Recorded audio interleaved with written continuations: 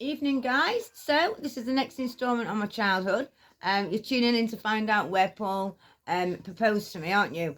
Okay, so we'll start off. Here goes. So basically, obviously, in the last one, I told you what kind of happened when my parents didn't, found out I was going out with Paul. Well, once I got over the initial shock, my mum had got over the idea of putting a bag over her head and killing herself. They both decided. I managed to convince them to go out, have a meal and meet Paul. And they did. We went to the Ridgeway Arms. It went okay. We were sort of the ice was melting in the first place because it was non-white. And the other topic my dad's not very fond on is God. And Paul decided to have a little chat about that.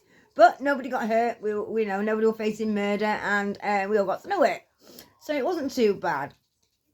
I can still remember the first date that me and Paul went on, and it was to the cinema in Meadow Hall, and we went to see South Park the movie.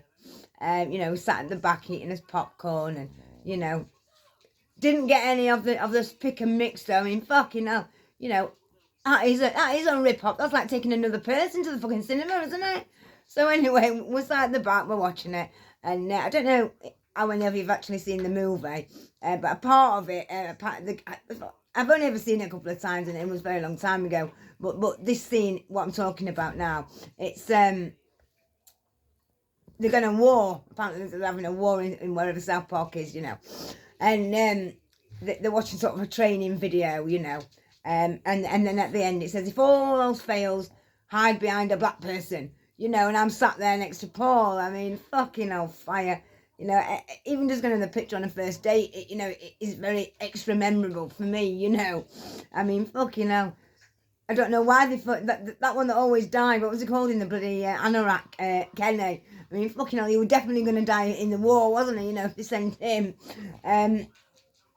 But yeah, we sold drugs, me and Paul. And oh my God, did we think we were fucking El Chapo and, give over Miles and Pablo Escobar and all that. Good God. No wonder we always end up having a bloody status tuck, But yeah, I mean, Paul was the first person I ever got engaged to. I mean, my dad said a joke to me once after a couple of times when we getting engaged to different people. He said, I'm going to build you a bloody shelf for your wall, Victoria, to put your rings on. I mean, I know that, people say, oh, commitment shouldn't be took lightly. It's somebody asking to get engaged. It's a decision, a question that you should really think on. I mean, why? Why? To me, it's very simple. All you've got to say is yes, and you're exchanging it for a gold ring. I mean, come on, it's a no-brainer, guys, really, isn't it? Okay, no fire. Wow.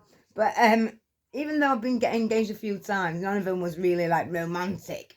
I mean, the place that Paul asked me to get engaged got down on one knee in a bloody phone box at the bottom of the moor in Sheffield, just after we'd gone and picked the ring up that'd been resized. I mean, fucking hell, fire. But yeah, wow. In the next bloody instalment, I will tell you about the time that I was with Paul. I mean, come on, we all know that it's going to be extra eventful. So I will tell you what memories I've got that make up my relationship with Paul.